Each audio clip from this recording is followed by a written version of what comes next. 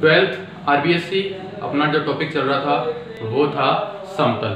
ठीक है, समतल के अंदर मैं आप लोगों को क्या पढ़ा था, समतल के अंदर एक आखिरी टॉपिक बचा हुआ था अपना, क्योंकि समतल के अंदर मैंने लास्ट टॉपिक जो पढ़ाया था वो बताया था कोणोर्धक का समीकरण। कोणोर्धक के समीकरण प्लस माइनस का महत्व बताई थी मैंने। ठीक है, और ये भी बताया था a1 a2 plus b1 b2 plus c1 c2 greater than 0 हो तो न्यून कोण लेंगे तो माइनस पे और अधिक कोण लेंगे प्लस पे। a1 a2 plus b1 b2 plus c1 c2 negative हो तो न्यून कोण लेंगे हम प्लस पे और अधिक कोण लेंगे माइनस पे। और ऑलवेज जो भी हम प्लस वाला लेंगे वही हमारा क्या कहलाएगा, वही हमारा कहलाएगा मूल बिंदु से गुजरने वाला कोण।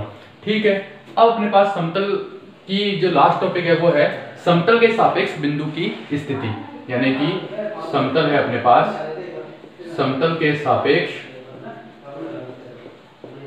बिंदु की स्थिति। जैसे कि मान लो ये समतल है अपने पास में, ये समतल है कोई भी। ठीक है, समतल का समीकरण जानते हो ax plus by plus cz plus d बराबर 0। ये समतल का समीकरण है। एक पॉइंट ले लिया मैंने P जिसके निर्देशांक है x1 y1 z1। देखो ठीक है, तो इधर ले लो कि माना समतल का समीकरण मैंने मान लिया ax plus by plus cz plus d बराबर 0। ये हो गया मेरे पास में समतल का समीकरण। तथा एक बिंदु मैंने मान लिया P मान लिया x1 y1 z1 तथा Q मान लिया मैंने x2 y2 और z2। अब ये P और Q पॉइंट इस समतल पर कहां पर स्थित होंगे इसके बारे में अपन सारी जानकारी ले रहे हैं भाई। P और Q पॉइंट समतल के ऊपर स्थित होंगे तो इस समतल की समीकरण को क्या करेंगे, वो संतुष्ट करेंगे। और अगर समतल के एक ही तरफ होंगे तो कंडीशन क्या होगी, समतल के विपरीत तरफ होंगे तो क्या होगी। तो पहला केस समझ में आता है, बिंदु एक तरफ हो। बिंदु किस तरफ हो, बिंदु एक तरफ स्थित हो। ये है पहला टॉपिक। एक तरफ स्थित होगा मतलब मान लो ये समतल है अपने पास में। ठीक है, और point P x1 y1 z1 इधर हो और point Q x2 y2 z2 दोनों एक ही तरफ हो तो क्या करेंगे अपन, ax1 by1 cz1 plus d1 into ax2 d1 नहीं d आएगा by2 cz2 plus d greater than क्या होगा 0। यानी कि उस पॉइंटों को इस समीकरण से संतुष्ट कराने के बाद में अगर उसकी वैल्यू एक धनात्मक संख्या आ रही है तो वो डेफिनेटली क्या होंगे, एक ही तरफ स्थित होंगे। किस तरफ स्थित होंगे, एक ही तरफ स्थित होंगे। और अगर विपरीत तरफ कब स्थित होंगे, विपरीत का मतलब है, लिख लेते हैं, विपरीत स्थित होंगे। विपरीत कब स्थित होंगे, देखो भाई ये पॉइंट है अपने पास में P x1 y1 z1 और Q पॉइंट इधर स्थित हो x2 y2 z2 तो उसकी कंडीशन है ax2 by2 cz2 plus d into x1 लगा लो भाई x1 y1 z1 ax2 by2 cz2 plus d less than 0। यानी क्या होना चाहिए, ऋणात्मक होना चाहिए। क्या होना चाहिए, वो ऋणात्मक होगा तभी जगह क्या कहलाएगा वो हमारे पास में, तब वो हमारे पास में क्या कहलाएगा, विपरीत और स्थित होंगे। ठीक है, तो इस टॉपिक के साथ में समतल आपका क्या हो रहा है, खत्म हो रहा है। इस टॉपिक के साथ में समतल आपका खत्म हो रहा है। समतल को थोड़ा सा रिकैप कर लेता हूं मैं फटाक से, उसके बाद में एक आखिरी टॉपिक बचा हुआ है और ये 3D आपकी खत्म हो जाएगी भाई। रिकैप करें अगर अपन समतल को, तो समतल व्यापक रूप से समतल का समीकरण, समतल का समीकरण क्या था व्यापक रूप से, ax plus by plus cz plus d बराबर 0। ये व्यापक रूप से समतल का समीकरण था। सदिश रूप में समतल का समीकरण क्या था, सदिश रूप में था r वेक्टर n वेक्टर बराबर d, ये था। और ये निकाला कैसे था, r vector minus a vector dot n vector बराबर 0 से निकाला था। ठीक है, और उसके बाद में लंबवत की क्या लगाई थी शर्त, जहां n वेक्टर क्या होता है, n वेक्टर होता है अपने पास में, ये समतल है, इसके लंबवत कोई सदिश होता है उसे हम बोलते हैं अभिलंब। ठीक है, इसका कार्य रूप क्या बताया था मैंने, कार्य रूप बताया था मैंने a x minus x1 b y minus y1 c z minus z1 बराबर 0। देखो ये दोनों दिक् अनुपात हैं, a b c और x माइनस x1 दिक् अनुपात है और इन दोनों का क्या हो रहा है, ये लंबवत की शर्त लगा रहे हैं। लंबवत की शर्त क्या होती है, a1 a2 plus b1 b2 plus c1 c2 is equal to 0। तो ये हमने क्या लगाई है, इसकी लंबवत की शर्त। उसके बाद में मैंने बताया था अंतःखंड रूप। कौन सा रूप? अंतःखंड रूप क्या होता है, x upon a y upon b z upon c is equal to 1। ये कौन सा रूप था मेरे पास में? अंतःखंड रूप था। उसके बाद में मैंने आपको बताया था एक इसका क्या नाम है, lx my nz plus d बराबर 0। ये कौन सा रूप था इसका? ये रूप था अपने पास में इसका अंतःखंड रूप के बाद में अभिलंब रूप था। ये कौन सा रूप था? ये अभिलंब रूप था। उसके बाद में एक समतल से बिंदु की लंबवत दूरी के बारे में बताया था मैंने, ठीक है। और समतल के मध्य कोण का फॉर्मूला क्या था? फॉर्मूला था cos थीटा बराबर n1 vector into n2 vector upon n1 vector n2 vector का modulus, n1 vector n2 vector का मॉडुलस। ये फॉर्मूला बताया था इसका, ठीक है। कार्य रूप भी बताया था इसका मैंने। इसके अलावा जो भी दो चार चीजें थी, कोण रोधक का समीकरण, दो समांतर पृष्ठों के बीच का, दो समांतर उसके बीच में समांतर उसके बीच की दूरी बताया था मैंने, लंबपाद का समीकरण बताया था। लंबपाद वाला तो वही कॉन्सेप्ट है, मूल बिंदु वाला, ठीक है। ये समतल है एक और एक ये समतल है, दोनों समांतर है, तो इनके बीच की दूरी का फॉर्मूला क्या बताया था? d2 minus d1 upon root of a1 square b1 square c1 square, जो भी था, क्योंकि ये बराबर होंगे, ठीक है। ये उनके बीच की डिस्टेंस थी अपने पास में समांतर समतलों के।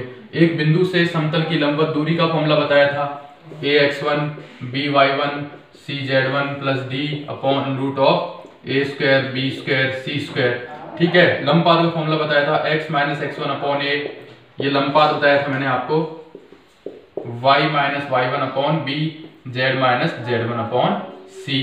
इस टाइप से मैंने लंबपाद का क्या बताया था आपको, लंबपाद का फॉर्मूला बताया था x minus x1 upon a, y minus y1 upon b, z minus z1 upon c। तो इस तरीके से आपका समतल खत्म हुआ। अब देखो समतल और रेखा दोनों कंबाइन है। अगर समतल से रिलेटेड कोई क्वेश्चन बनेगा तो वो समतल तथा रेखा का बनेगा, समतल तथा रेखा। देखो भाई, समतल तथा रेखा वाला ये कॉन्सेप्ट करने से पहले आपको समतल के बारे में पूरी जानकारी होना जरूरी है और रेखा के बारे में भी आपको पूरी जानकारी होना जरूरी है, ठीक है। तो कोई दिक्कत वाली बात नहीं है इसके अंदर। देखो समतल का समीकरण आप जानते हो। अगर मैं सदिश रूप में, पहला टॉपिक इनके बीच में आ रहा है समतल तथा रेखा के मध्य कोण, ये टॉपिक है अपने पास में। देखो ये कैसे करेंगे अपन समतल तथा रेखा के मध्य कोण। ये समतल है मेरे पास में, ठीक है, और ये हो गया ऐसे, ये n वेक्टर होता है। समतल का समीकरण क्या होता है सदिश रूप में बात करें अगर अपन, r वेक्टर n वेक्टर बराबर d वेक्टर, यही तो होता है समतल का समीकरण। जहां पर ये क्या होता है, अभिलंब की दिक्कनुपात होते हैं, ठीक है। और रेखा का समीकरण आप अच्छे से जानते हो, r वेक्टर बराबर a vector plus t b vector, ठीक है।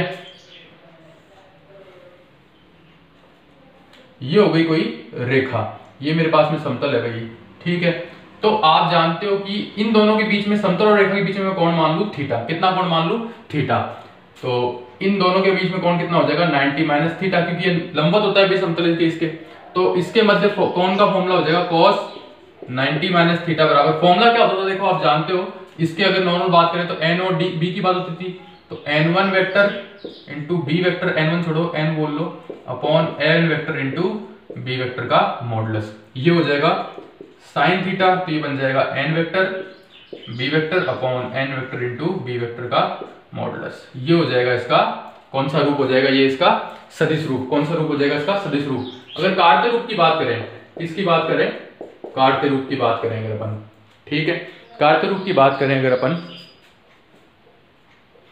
कार्तीय रूप की बात करें तो कार्तीय रूप में सदिश का समीकरण होता है ax by cz plus d बराबर 0। ये तो होता है समतल।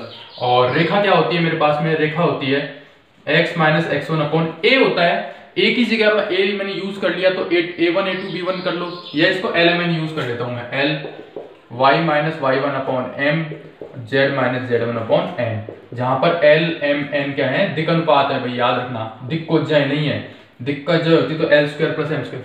फिर फॉर्मूला क्या हो जाएगा? cos 90 माइनस थीटा, a ये हो जाएगा देखो al bm cn upon under root of A square B square C square और L square M square N square modulus लग जाएगा। ये हो जाएगा मेरे पास में इसका फॉर्मूला। ये हो गया सदिश रूप और कार्त्य रूप। मैंने आपको दोनों तरीके बता दिए हैं। समतल तथा रेखा के मध्य कोण का सदिश रूप कैसे निकालते हैं, पूरी डेरिवेशन बता दी, और एक कार्त्य रूप बता दिया, पूरी डेरिवेशन आपको बता दी इसकी।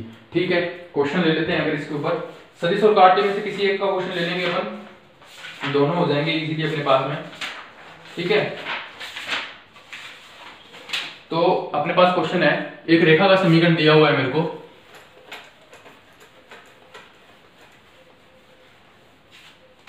क्वेश्चन देखो कैसे लिखा हुआ है अपने पास में। क्वेश्चन है, रेखा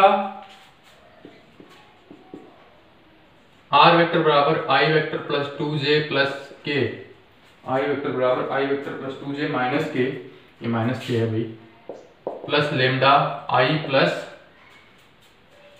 i minus j plus k तथा समतल।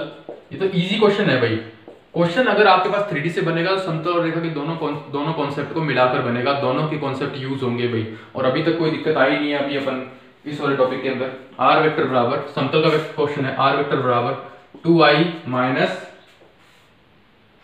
j vector plus k vector बराबर 4 के मध्य कोण बताना है। कोण बताने का फॉर्मूला इजी सा है, साइन थीटा बराबर, कर लो भाई, ये आपका b वेक्टर है, देखो आप जानते हो r वेक्टर को, r वेक्टर बराबर a vector plus t b vector, और ये होता है r vector dot n vector बराबर d।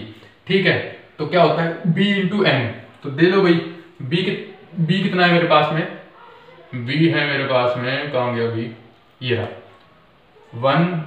i minus j plus k cap into 2i minus j plus k cap upon, इनका क्या ले लो, मॉडुलस ले लो भाई इनका। ठीक है, इनका अलग अलग मॉडुलस हो जाएगा अपने पास में। मॉडुलस क्या हो जाएगा, 1 प्लस 1 प्लस 1 अंडर रूट के अंदर, और ये हो जाएगा 4 प्लस 1 प्लस 1, मॉडुलस लगा दो, कितना निकल रहा है 2 प्लस 1 अपॉन अंडर रूट का 3 अंडर रूट का 6, जो भी आ जाएगा 4 अपॉन अंडर रूट का 3 इंटू अंडर रूट का 6, जैसे भी आएगा वो आंसर आपका आ जाएगा भाई। ठीक है, तो इस तरीके से अपन इसको कर लेंगे इजीली। ठीक है भाई, अब बात करते हैं अपने, इसके अंदर अगर क्वेश्चन आया था अपने पास में, मान लो